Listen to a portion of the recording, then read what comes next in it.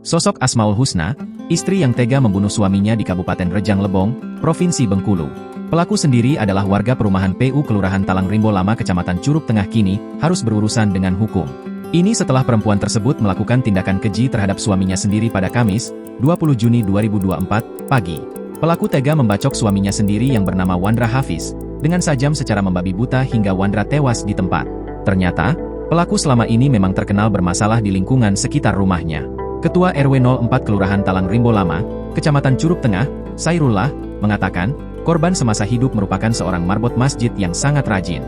Sedangkan untuk pelaku, dikenal sering bermasalah dan membuat kegaduhan. Bahkan pelaku sudah pernah membuat perjanjian agar tidak mengulangi lagi perbuatannya dengan pemerintah kelurahan setempat. Pelaku ini sudah meresahkan sekali memang, pelaku ini dianggap stres dan sering buat onar, ungkap Sairullah.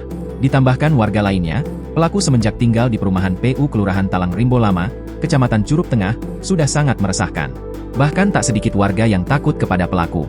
Sudah banyak sekali kegaduhan yang ditimbulkan oleh pelaku yang diduga depresi itu. Dia itu memang keras pak orangnya, suka marah-marah, ungkap beberapa warga lainnya di sekitar lokasi. Warga lain juga menyebutkan selama ini korban juga kerap diancam akan dibunuh oleh pelaku. Hal itu terjadi apabila korban dan pelaku sedang terlibat cekcok. Namun mereka mengira itu hanya sebatas ucapan saja, tidak sampai kejadian yang seperti ini. Kita kaget juga pas dengan tadi, memang bermasalah dia itu pak, kata warga lainnya yang namanya enggan disebutkan. Sementara motif pelaku melakukan pembunuhan ini adalah karena masalah ekonomi. Pelaku diduga juga mengalami depresi. Diketahui usai membunuh suaminya sendiri, pelaku pulang ke rumah kerabatnya yang tak jauh dari lokasi.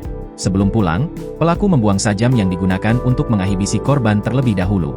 Saat diamankan, tak ada raut penyesalan di wajah pelaku. Pelaku malah terlihat tertawa-tawa saat diajak mengobrol. Download Tribun X sekarang, menghadirkan lokal menjadi Indonesia.